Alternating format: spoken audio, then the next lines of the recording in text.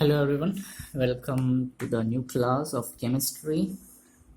In the previous classes, we discussed about various physical as well as chemical properties. Also, what are the different types of matters, right? So ये जो physical properties हैं हमने ये बताया था कि we can measure it, है ना? अगर इसमें कोई चेंजेस आता है या फिर इसमें चेंजेस आए या ना आए, इसकी आइडेंटिटी चेंज किए बिना हम एक फिजिकल प्रॉपर्टी को मेजर कर सकते हैं. फिजिकल प्रॉपर्टी वैसे क्या होता था? It's nothing but which include some colour, the order, melting point, boiling point. इन चीज़ों को फिजिकल प्रॉपर्टी के नाम से कहते हैं, है ना? तो ऐसी जो चीज़ है फिजिकल प्रॉपर्टी है उसमें जो फिजिकल प्रॉपर्टी हमने बताया था उसका अगर मेजरमेंट करें तो अलग अलग तरीके से हम मेजरमेंट कर सकते हैं ना. जैसे फॉर एग्जांपल एक वस्तु का लेंथ है. मैं थोड़ा इसका जो इंट्रो है वो थोड़ा बता देता हूँ. सपोज़ कोई ये एक ऑब्जेक्ट है, इसका लेंथ मुझे जानना है.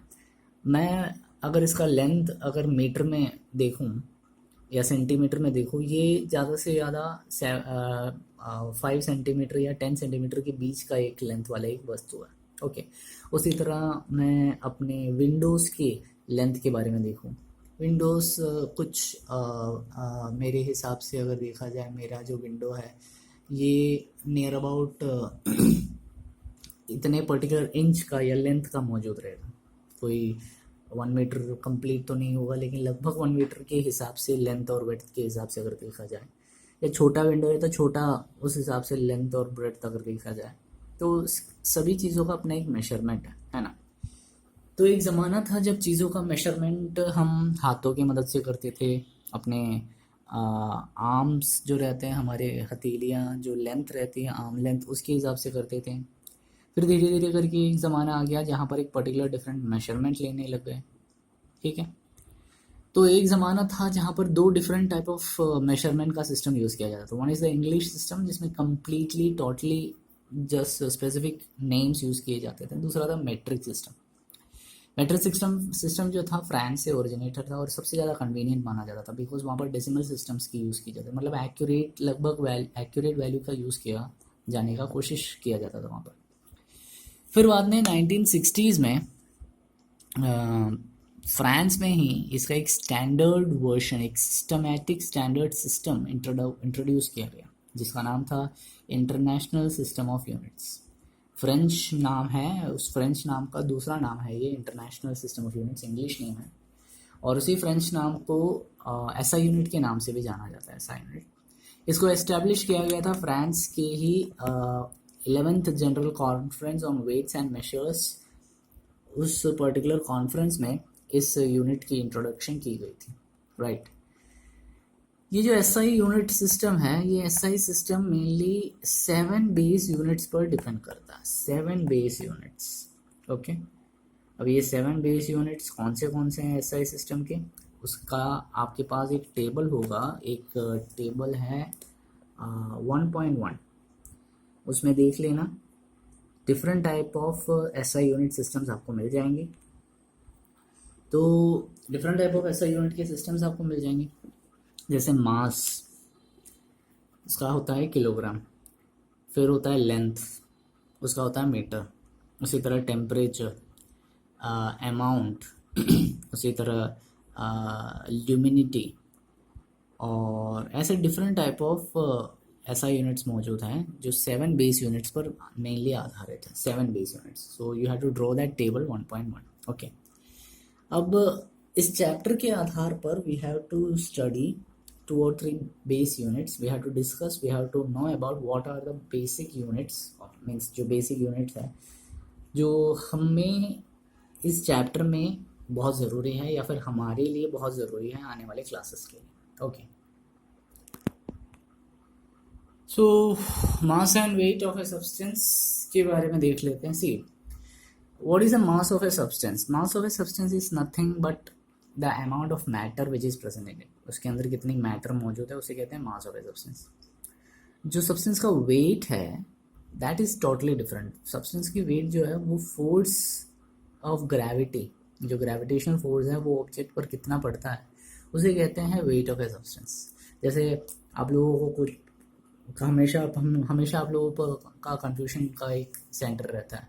आप लोगों से पूछा जाता है how what is your weight, तो आप लोग कह लेते हो सपोज 75 किलोग्राम। एक्चुअली वो जो आप कह रहे हो ना वो एक्चुअली गलत है। एक्चुअली वो जो 75 किलोग्राम आप कह रहे हो दैट इज़ एक्चुअली योर मास। आपका वेट 75 किलोग्राम नहीं है, क्योंकि आपका वेट आप खुद भी नहीं जानते हो कितना हो सकता है, क्योंकि ये डिपेंड करेगा कि आप कौन सी जगह पर हो। ग्रेविटेशनल फोर्स के हिसाब से आपके ऊपर पड़ने वाला ग्रेविटेशनल फोर्स नॉर्मली छोटे क्लासेस में पढ़ा ही होगा, एक्सेलरेशन ड्यू टू ग्रेविटी या ग्रेविटेशनल फोर्स का जो क्वांटिटी है वो अर्थ पर 10 मीटर पर सेकेंड स्क्वायर के हिसाब से, राइट। वो जब आपके मास के साथ मल्टीप्लाई किया जाता है तब जाके जो फोर्स मिलता है आपके ऊपर वो होता है आपका ग्रेविटेशनल फोर्स या फिर वेट जिसे कहते हैं। लेकिन आप वो कंटिन्यूसली करेक्टली बता नहीं सकते हो, क्योंकि डिपेंड्स ऑन द प्लेस कितनी आपको ग्रेविटेशन फोर्स मिल रही है। नॉर्मल सब जगहों पर तो 10 मीटर पर सेकेंड स्क्वायर तक का तो मिल ही जाता है। 10 मीटर पर सेकेंड स्क्वायर, मीटर पर सेकेंड स्क्वायर एक्सेलरेशन का ऐसा यूनिट है, ठीक है। लेकिन ये तो करेक्टली पता नहीं है ना कि आपका वेट कितना रहेगा। It depends on particular places. Mass constant रहता है, जैसे 75 किलोग्राम किसी भी व्यक्ति का मास ये कांस्टेंट है। ये पानी के अंदर भी बह जाए तो भी उसका मास 75 किलोग्राम रहेगा। आग के अंदर डाल दो तो भी उसका मास 75 किलोग्राम रहेगा। अगर आग के अंदर डालने के बाद वो बॉयल हो रहा है या फिर कुछ और हो रहा है वो दूसरी बात है। डालने से पहले तो 75 किलोग्राम ही रहेगा, डालने के बाद वो तो दूसरी चीज़ है, उसको तो हम कंसिडर नहीं कर सकते। हवा में उड़ रहा है तो भी 75 किलोग्राम है। ज़मीन के अंदर जिंदा गाड़ दो तो भी the mass of that particular person is 75 kilogram. Constant है कहीं भी जाओ। बट उसी टाइम उसी ऑब्जेक्ट का जो वेट है it will vary place to place because of the gravitational change. Gravity के हिसाब से उसमें चेंज आता रहेगा। पढ़ा होगा छोटी क्लासेस में एक्सेलरेशन ड्यू टू ग्रेविटी का formula with the help of Newton second law of motion, F is equal to M into A, where A is the acceleration due to gravity, ये वाला। अब ये दोनों जब मल्टीप्लाई करेंगे, suppose आपका मास है 75, एक्सेलरेशन ड्यू टू ग्रेविटी है 10, तो आपकी जो वेट रहेगी that will be 750 Newton. Newton is ऐसा यूनिट ऑफ फोर्स। तो ये रहेगा आपका वेट। अगर आपका मास 75 किलोग्राम का है, acceleration due to gravity 10 metre पर सेकेंड स्क्वायर पर है, तो आपकी वेट ये रहेगी। लेकिन ये 750 न्यूटन हर जगह एक जैसा नहीं रहेगा, चेंज होता रहेगा। ओके, मास को हम कैलकुलेट कर सकते हैं एक्यूरेट तरीके से। उसके लिए लेबोरेटरी में एक छोटा सा वे बैलेंस मौजूद रहता है, एनालिटिकल बैलेंस कहते हैं, एक इंस्ट्रूमेंट है, उसके द्वारा इसकी मेजरमेंट की जाती है। बेसिक ऐसा यूनिट जो रहता है मास का उसको कहते हैं किलोग्राम, ये हम जानते हैं। लेकिन लेबोरेटरी में जो छोटे छोटे एक्सपेरिमेंट्स वगैरह होते हैं उसमें किलोग्राम की कोई ज़रूरत नहीं पड़ती। उसके लिए उसका छोटा जो यूनिट रहता है वो यूज़ किया जाता है। कौन सा? ग्राम्स। ग्राम्स का यूज़ किया जाता है। Okay, clear, fine. Next quantity, physical property की नेक्स्ट चीज, volume of a substance. What do you mean by volume? It's nothing but the amount of space occupied by a substance. छोटी class में पढ़ी चीज। जो अमाउंट ऑफ स्पेस एक object occupy कर लेता है उसे कहते हैं उस ऑब्जेक्ट का वॉल्यूम। सपोज ये छोटी सी एक जगह है, इस छोटी सी जगह में मैंने इस पेन को डाल दिया, रख दिया। अब जितना स्पेस, जितनी जगह ये पेन इस एरिया में लेगा वो इस पेन का वॉल्यूम हो जाएगा, राइट। या फिर अभी मैंने जो अपना ये बुक जहाँ पर सेट करके रखा है, ये बुक जहाँ पर भी सेट करके रखा है, जितनी स्पेस इसने ऑक्यूपाई करके रखी है, that space is the volume of this book और दिस ऑब्जेक्ट, है ना। इसका ऐसा यूनिट एक्चुअली लेंथ्स में कैलकुलेट होता है, क्योंकि ये जो सब्सटेंस इसने जितनी स्पेस ऑक्यूपाई की है वो लेंथ में उसको लेते हैं। तो डेफिनेटली वॉल्यूम का जो लेंथ है वो मीटर क्यूब रहेगा, क्योंकि लेंथ का ऐसा यूनिट मीटर है, तो वॉल्यूम का ऐसा यूनिट मीटर का पावर 3 मीटर क्यूब होगा, क्यूबिक वैल्यू होगी। ओके, लेकिन वॉल्यूम जो लिक्विड का रहेगा, क्योंकि लिक्विड के केस में अगर देखा जाए लिक्विड का जो वॉल्यूम रहेगा वो हम लीटर्स में कैलकुलेट करते हैं। लेकिन लीटर कभी भी एक ऐसा यूनिट नहीं है, ये ध्यान में रखना आप लोग। ऐसा यूनिट वो यूनिट रहता है जो international authority, international system of units में एक्सेप्ट किया गया जो 7 बेस यूनिट है, उसमें वॉल्यूम ज़रूर आता है, लेकिन उसमें कभी भी लीटर कभी नहीं आएगा। ये ध्यान में रखना कि litre is not an SI unit. जो मीटर क्यूब है वो ज़रूर एसआई यूनिट है, but never, litre is never N SI unit, ठीक है। क्योंकि पढ़ा होगा आप लोगों ने 1 लीटर मीन्स 1000 मीटर क्यूब या सेंटीमीटर क्यूब। 1 लीटर की जो वैल्यू रहती है 1000 मीटर क्यूब या सेंटीमीटर क्यूब, ऐसा ही कुछ आपने पढ़ा, right. I don't know the correct value, I think 1000 metre cube ही होगा। तो ये जो मीटर क्यूब है उसके करस्पॉन्डिंग आपको लीटर लेना पड़ता है। This is because of the in the case of liquids के केस के बारे में कह रहे हैं यहाँ पे, ओके। नेक्स्ट ऐसा यूनिट या फिर नेक्स्ट बेस यूनिट जिसे कहते हैं दैट इज डेंसिटी। मास के बारे में हम जानते हैं, वॉल्यूम के बारे में जानते हैं, तो डेंसिटी क्या हो सकता है? Density is nothing of a substance is nothing but the mass per unit volume. Mass divided by volume को कहा जाता है डेंसिटी ऑफ एनी सब्सटेंस, है ना।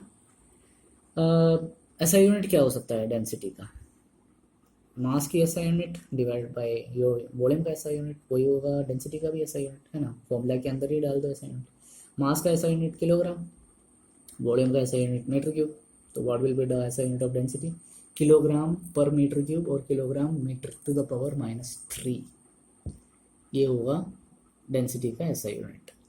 सपोज आप लोगों से बताया गया है, आप लोगों को कहा जा रहा है कि डेंसिटी इज हाई, एक सब्सटेंस है, the density of the substance is high. What does that mean? इसका मतलब क्या हो सकता है कि डेंसिटी हाई है? It means if the density of an object is high means it has higher mass, उसमें जो मास रहता है उस वस्तु का वो बहुत ज़्यादा रहेगा। That is known as the density of a substance, heavier density of a substance, ठीक है। तो that's about density. SI unit of density is kilogram metre to the power -3 और किलोग्राम मीटर पर cube, okay. Next base unit is about temperature. तो temperature क्या होता है? वैसे temperature is nothing but the quantity at which a particular substance is being maintained। मतलब एक particular situation में एक वस्तु को मेंटेन करने जाने का वो जो क्वांटिटी है उसे कहा जाता है टेम्परेचर। 3 स्केल्स होते हैं टेम्परेचर के, एक होता है डिग्री सेल्सियस, एक होता है डिग्री फ़ारेनहाइट, दूसरा होता है केल्विन स्केल। 3 स्केल होते हैं। इन तीनों स्केल में सबसे जो ऐसा यूनिट होता है टेम्परेचर का दैट इज़ केल्विन, और इनका अपना अपना रिलेशन भी है। जो फ़ारेनहाइट स्केल है उसको डिग्री सेल्सियस में कन्वर्ट करने के लिए फॉर्मूला है 9/5 डिग्री सेंटीग्रेड प्लस 32, और जो केल्विन स्केल है उसको डिग्री सेंटीग्रेड में कन्वर्ट करने के लिए डिग्री सेल्सियस वाले की वैल्यू को 273.15 के साथ ऐड करना होता है। यानी कि सपोज वाटर का बॉइलिंग पॉइंट आप लोग जानते हो, boiling point of water is 100 degree centigrade. अब 100 डिग्री सेंटीग्रेड को केल्विन में बदलना है तो 100 इसके साथ ऐड कर दो, क्या आंसर मिलेगा? 100 इसके साथ ऐड करोगे तो 373, तो उतना 373.15 केल्विन होगा 100 डिग्री सेंटीग्रेड का केल्विन कन्वर्शन। उसी तरह फ़ारेनहाइट का कन्वर्शन देख लो, 100 के साथ मल्टीप्लाई करके कितना आएगा? 100 यहाँ पर अगर आता है वैल्यूज़ लिख कर एक बार बता देते हैं। सपोज 100 यहाँ पर आता है, 5 और 100 कैंसिल हो गए, 20 कितना आएगा? 180 प्लस 32, 212 डिग्री फ़ारेनहाइट। इतना डिग्री फ़ारेनहाइट होगा अगर डिग्री सेल्सियस के हिसाब से आता है, राइट। फ्रीजिंग पॉइंट जानते हैं कितना? 0 डिग्री सेंटीग्रेड। तो फ्रीजिंग पॉइंट 0 डिग्री सेंटीग्रेड, तो फ़ारेनहाइट में कितना कन्वर्शन होगा? 0 यहाँ पर आ गया पूरा, तो 32 डिग्री फ़ारेनहाइट होगा 0 डिग्री सेंटीग्रेड। और यहाँ पर फ्रीजिंग पॉइंट के हिसाब से देखा जाए 0 डिग्री पूरा गया, तो ये बाकी बचेगा 273.15 केल्विन, राइट। इस तरह डिफरेंट वैल्यूज़ का टेम्परेचर कन्वर्शन किया जाता है। तो ये 2 फॉर्मूलाज याद रख लेना, degree Fahrenheit 9/5 degree centigrade plus 32 and Kelvin 273.15 plus the degree centigrade value, Celsius value, okay. So that's all about today's class. I hope you enjoyed it. Notes इसी वीडियो के कमेंट बॉक्स में है, लिख लेना। Stay safe, stay healthy and have a nice day. कोई भी doubts हो तो पूछना मत भूलना, कमेंट बॉक्स में ही चाहे तो डाल सकते हो डाउट्स, एंड रिव्यूज़ ज़रूर देना वीडियो का, कैसे लगा है कैसे नहीं लगा है। अच्छा हो बुरा हो कुछ भी हो, वीडियो कमेंट बॉक्स में दे देना, या फिर कंसर्न जो टीचर्स रहते हैं उनके पास वीडियोस आप भेज देना। Okay, thank you, have a nice day.